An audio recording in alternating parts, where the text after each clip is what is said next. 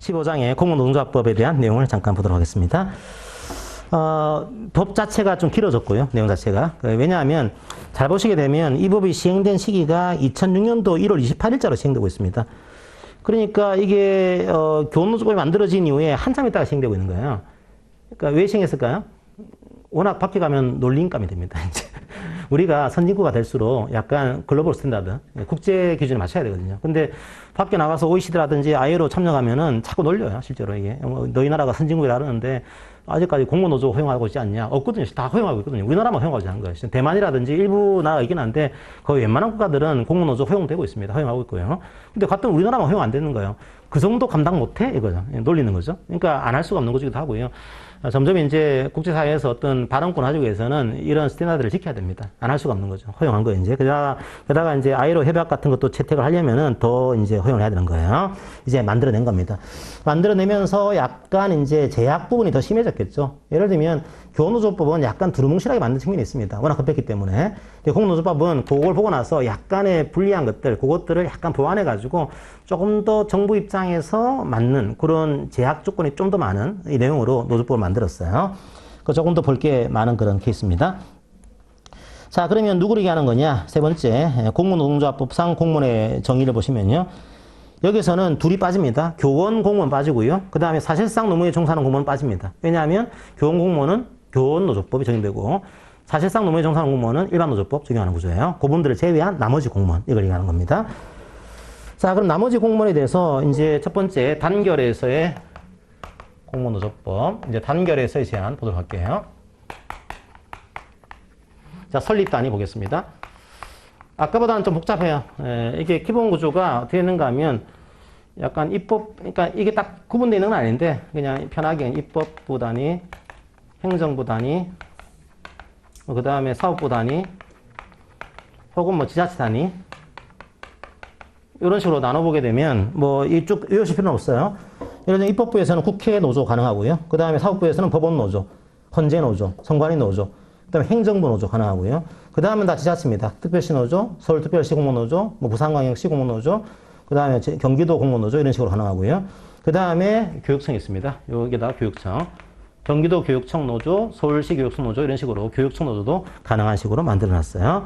그러니까 그런 식의 설립단을 만들었다. 그리고 요 행정부에서는 뭐 이제 노동부 노조 이렇게 아니고 그냥 행정부 노조로 통일했어요. 이게요. 그러니까 뭐 요 안에 있는 해양수산부 노조, 뭐 국토부 노조 이게 아니고 행정부 노조로 통일하고 있는 거죠.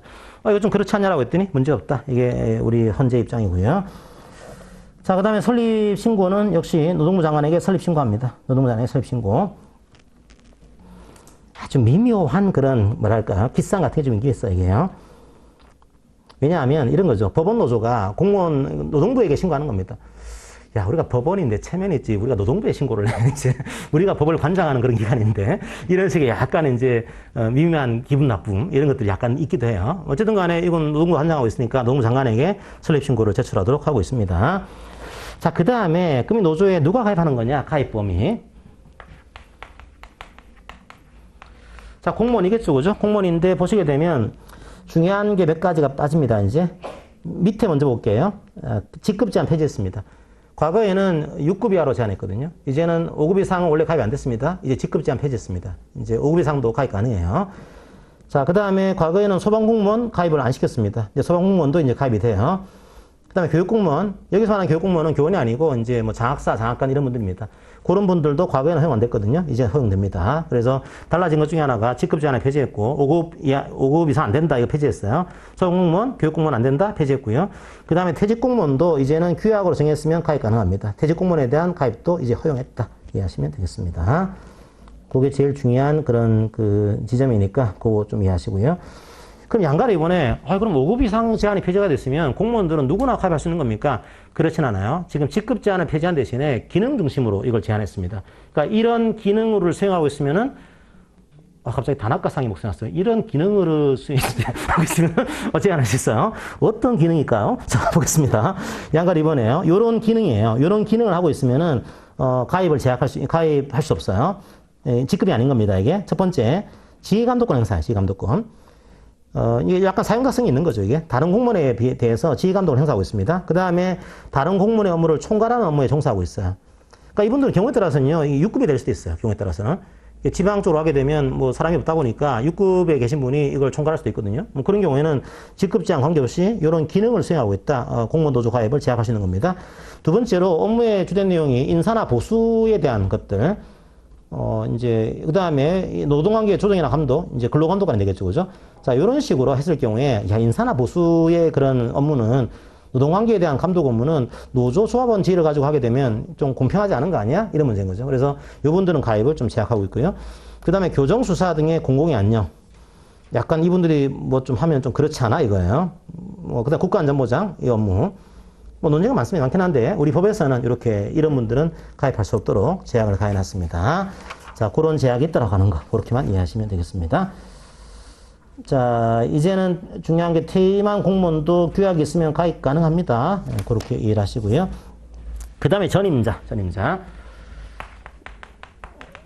거의 똑같은데요. 약간 표현 자체가 다른 겁니다. 표현이 휴직명령을 해야 돼요.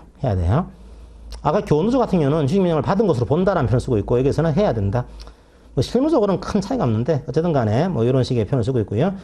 보수 지급 안 되고요. 당연히 불리한 척 안 됩니다. 자, 여기까지는 이제, 뭐, 과거에 봤던 교노조법이랑 크게 다르지 않아 보이는데, 라고 하는데, 몇 가지 다른 점 중에 하나가, 첫 번째가 조합활동이에요. 이걸 추가시켰습니다. 뭘 했는가 하면, 양가로, 4번에 양가로 1번에, 공무원은 노동조합 활동을 할 때, 다른 법령에서 정하는, 규정하는 공무원의 의무에 반하는 행위를 해서는 안 된다라고 해서, 공무원의 의무를 준수하면서 노조활동하세요. 이제 이 내용을 추가시켰습니다. 여러분들이 행정법 보시면은 공무원의 의무가 많아요. 굉장히 엄청 많거든요. 그래서 요거는 위반하지 마라고 해서 아주 강하게 너는 공무원이야 그 사실 잊지 마 노조활동 하더라도 의무가 많아 이것들을 알려주는 이런 조항입니다.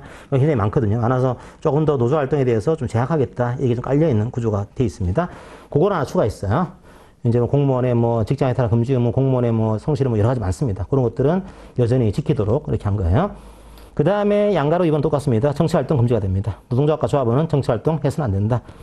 자, 요거는 똑같은 거죠. 자, 그 다음에 교섭이에요. 두 번째로 단체 교섭.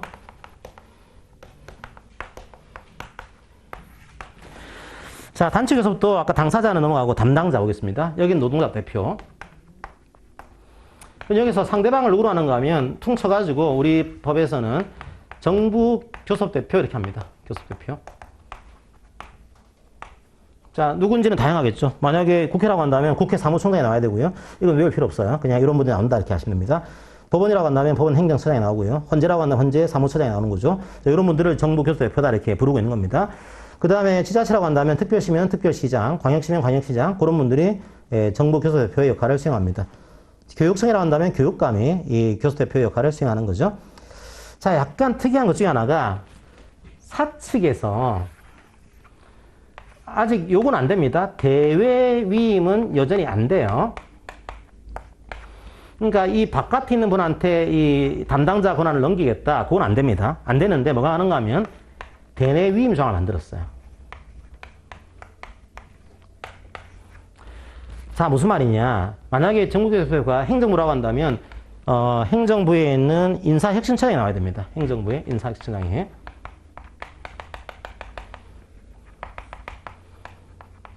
이 사람이 대표거든요. 근데 이분은 이 사람이 해야 되는데 만약에 제가 경찰청이에요. 그러면은 누구한테 할 수 있는가 하면 경찰청장한테 넘길 수가 있어요. 위임할 수 있어요. 그 다음에 경찰청장은 또 소속 공무원에게도 넘길 수 있습니다. 경무국장한테 넘길 수도 있어요. 그러니까 외부 위임은 안 되지만 대내 위임에 대한 조항들을 많이 만들어 놨습니다. 그거 한번 읽어볼까요? 이렇게 돼 있죠. 나 교섭권 안에 위임. 자, 공무노동조합은 이제 교섭권을 위임할 수 없고요. 다만 정부 교섭대표는 효율적 교섭을 위해서 필요한 경우에 자, 이거는 이제 대내 위임입니다. 단임. 다른 정부 교섭대표와 공동으로 교섭하거나 그러니까 뭐 이제 국회와 법원이 함께 교섭하거나 이건 가능하다는 거예요. 혹은 다른 정부 교섭대표에게 교섭권을 위임하는 것 이건 가능하다. 이건 뭐 큰 문제가 없어요. 어차피 다 정부 교섭대표니까. 그런데 뭐까지 가능한가 하면 그 옆에 2번 정부 교섭대표가 아닌 관계기관의 장으로 하여금 교섭에 참여하게 할 수 있고 다른 기관의 장이 관리하거나 결정할 권한을 가진 사항에 대해서는 해당 기관의 장에게 교섭 및 단체 백색의 권한을 위임할 수 있고 그러니까 여기 이제 경찰청장한테 위임할 수 있다는 거예요. 원래 이 사람은 여기가 아닙니다. 이제 아니지만 위임할 수 있다는 거예요. 대내임을. 그 다음에 또 세 번째로 보시면은 소속 공무원으로 하여금 교섭 및 단체별 체결을 하게 할 수도 있다. 그러니까 소속 공무원인 경무국장에게 이 사실을 위임할 수 있도록 교섭을 그 내용을 만들었어요. 그러니까 대내 위임을 꽤 많이 만들었다. 이렇게 이해를 하시면 되겠습니다. 노조 입장에서는 이렇게 하면 불만이죠. 당연히 잘 안 돼요. 왜 안 되는가 하면 예를 들면 경찰청에 있는 뭐 노조가 나왔는데 경무국장이 나와 있다. 뭐 되겠어요, 그죠? 이게 당신 뭐야 이렇게 나오지. 그러니까 이 급이 안 맞기 때문에 보통 급이 맞는 분들이 나오게 돼 있습니다. 이건 뭐 가능하긴 하지만 뭐 가능하다는 그런 법으로 이해하시고 실무적으로는 좀 차이가 있습니다. 어쨌든 위임할 수 있어요. 잘 나와요. 그렇게 하시고요. 옆에 한 문제 볼까요? 옆에 4번 문제, 25번 문제 한번 풀어보세요. 24번, 25번. 맨 위의 문제. 두 번째 문제.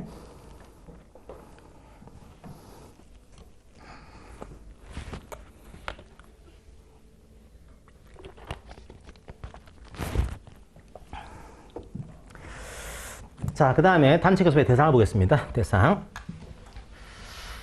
대상의 문제는 아까 교원노조는 그렇게 됐었죠. 노동조합이라든지 조합원의 뭐 임금, 후생복지 등의 경제적, 사회적 지위 양상에 관한 사항 이렇게 했더니 이게 그러면 경제적, 사회적 지위 양상에 관한 사항은 정책상도 할 수 있는 거 아니야? 이런 논쟁이 생긴 겁니다. 그것 때문에 어떻게 되는가 하면 만들었어요. 그러죠.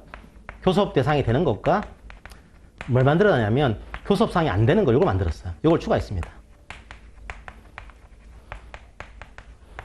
요거는 뭐 크게 다르잖아요. 교섭사항은 노동조합에 관한 사항, 조합원의 보수, 복지, 그 밖에 근무 조건의 사항, 우리가 흔히 얘기하는 뭐 채무적 부분, 교섭 조건에 대한 그 사항이다. 요거는 이제 크게 다른 게 없는데, 요거는 교섭사항이 아닙니다라고 만들었어요. 뭔가 하면은, 정책 결정에 관한 사항. 그 다음에 기관의 관리 운영에 관한 사항으로서 근무 조건과 직접 관련되지 않은 사항. 그러니까 정책 결정이라든지 기관 관리 운영 사항으로서, 이건데 근무 조건하고 관련이 없다. 이런 경우는 안 된다, 교섭을. 보니까, 교노조를 보니까, 뭐, 정책 결정가지고 교섭하던데, 우리는 안 된다. 이걸 막아두고 있는 거예요. 아예 교섭할 수 없는 사항을 따로 정한 겁니다, 이제. 정책 결정 사항과 관리 운영 사항으로서 근무 조건과 관련 안 되는 것들, 이것들은, 협상사항이 아닌 거다. 이런 논리를 가져갑니다. 그 판례 중에 하나가요, 뭐, 이런 판례였어요. 사실은 논쟁이 많은 판례 중에 하나였는데, 뭐, 이런 게 있었거든요. 그 공무원노조 단협에서, 어디 이제 정보를 보낼 때, 협의한다. 요런 이제 단협이 있었거든요. 요거 어떻게 봤냐면, 요거 시정명령이 나왔어요. 그 당시에. 그리고 이 명령이 적법하다 이렇게 나왔습니다. 왜 그렇게 봤을까요? 요걸로 본 거예요, 이걸로. 그러니까 이게 전보권이라든지 이건 인사권인 거다. 그 인사권에 대한 문제는 협상사항이 아닌 건데 협상한 거니까 협약 대상이 아니다라고 해서 이걸 부정한 판례도 있습니다. 그러니까 이게 교원이나 공무노조는 상당히 타이트하게 이걸 막겠다라고 하는 취지가 깔려있는 그런 조항으로 좀 이해하시면 돼요. 자, 그렇게 일단 이해하시고요. 그 다음에 이제 교섭을 요구했습니다. 비교섭사항이 아니라고 한다면 교섭을 해야 되는 거죠. 양가서 한 번에 교섭을 해야 된다. 요구에 따라야 된다. 그 다음에 나머지 것들은 똑같습니다. 양가로 4번에 교섭을 서면으로 요구를 하고요. 그 다음에 이 요구 사실을 공고를 하고요. 그 다음에 둘 이상의 노조가 있으면 창구 단일화를 요청할 수 있고요. 단일화 된 때는 교섭에 응해야 되고요. 그 다음에 협약 유예기간 중에는 참여하지 않은 노동조합이 요구하더라도 거부할 수 있고요. 요건 교원노조와 동일한 구조를 좀 띠게 됩니다. 역시 이제 우리가 흔히 얘기하는 창구교섭, 단일화 창구 그런 법조항이 아닙니다. 다른 조항인 거예요. 그거 이해하시고요. 자, 단협 효력 똑같습니다. 강력하긴 하지만 만약에 단체협약 내용이 법령, 조례, 예산에 관련되어 있다 이런 경우에는 단협으로서 효력이 없습니다. 단지 여기 이행될 수 있도록 성실하게 노력해라. 노력조항이에요. 그러니까 이게요. 독일 같은 데 보시면요. 우리랑 달라요. 이게요. 좀 구조가 다른데 우리는 이제 이렇게 돼 있잖아요. 사용자가 있고 노조가 있고 단협을 체결하고 이 단협이 이행될 수 있도록 사용자가 국회를 가는 겁니다. 이게 우리의 형태예요. 근데 독일 같은 경우에는 어떻게 나는가 하면 이게 아니고요. 노동조합이 국회에다가 의견을 제시할 수 있어요. 구조도 다르죠. 그냥. 이게 우리는 단협을 체결해서 사용자가 여기에 얘기하는 구조고 이제 다른 나라, 일부 나라들은 노동조합이 바로 우리들의 근로조건에 대해서 국회에다가 의견을 제시합니다. 역시 마찬가지로 구속은 안 돼요. 의견 제시니까. 이게 구속이 되면 이상하죠. 의회를 구속한다? 말이 안 되니까 의견을 제시하는 겁니다. 근데 국회가 또 존중해줘요. 그걸 또.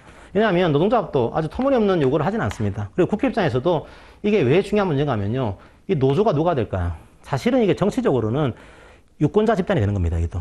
그러니까 공무원이라고 하는 유권자 집단이 작지 않거든요. 크거든요. 크다 보니까 요 유권자 집단의 요구사항을 함부로 이렇게 무시했다가는 오히려 공무원 노조의 그 표가 상당한 거죠. 그래서 함부로 무시하지 않는 이런 구조입니다. 근데 우리는 그렇게 되지는 않고 이게 뭐 제도 설계 문제인데요. 우리는 그렇게 하지 않고 여기서 여기다가 얘기하도록 그렇게 만들어둔 거죠.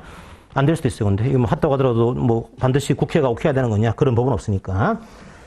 자, 그 다음에 쟁의 금지합니다. 어떠한 쟁의에도 금지하고 있고요. 그 다음에 조정을 신청하는데 약간 다른 것 중에 하나가 30일이 아니고요. 30일 맞긴 한데 연장할 수 있습니다. 30일 더하기 30일. 합의하게 되면 30일 더하기 30일까지 연장할 수 있습니다.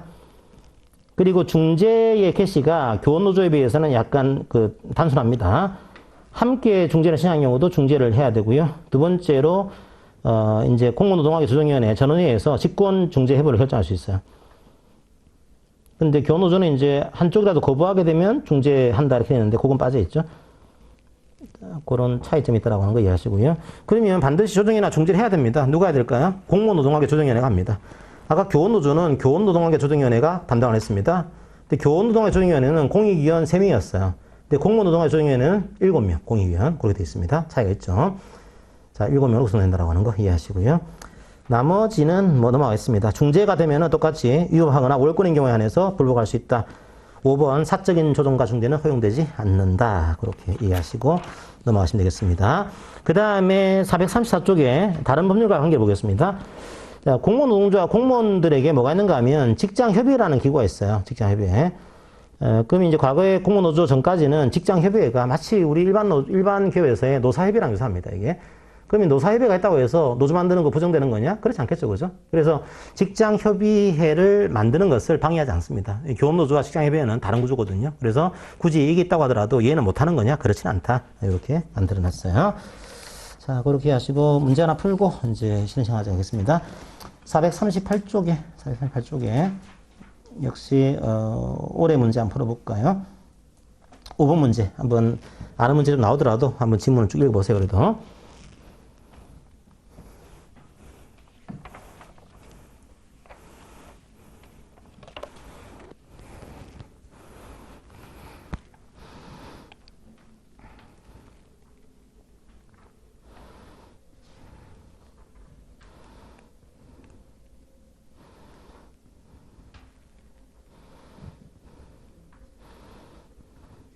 자, 당장 1번에 보이죠, 그죠? 위임할 수 있습니다. 정부조사 대표는 위임할 수 있다.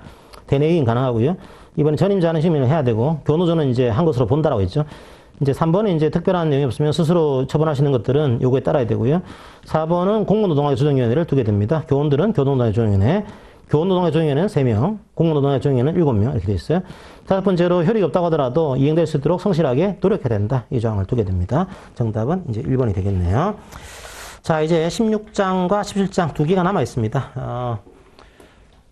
바로 갈 수는 없을 것 같아요. 그래서 조금 쉬었다가 많이 쉬지 않고 한 5분 정도 쉴게요. 5분 쉬었다가 바로 이제 핵심 59번하고 60번 마무리하는 것으로 하겠습니다. 예, 잠깐 쉬겠습니다.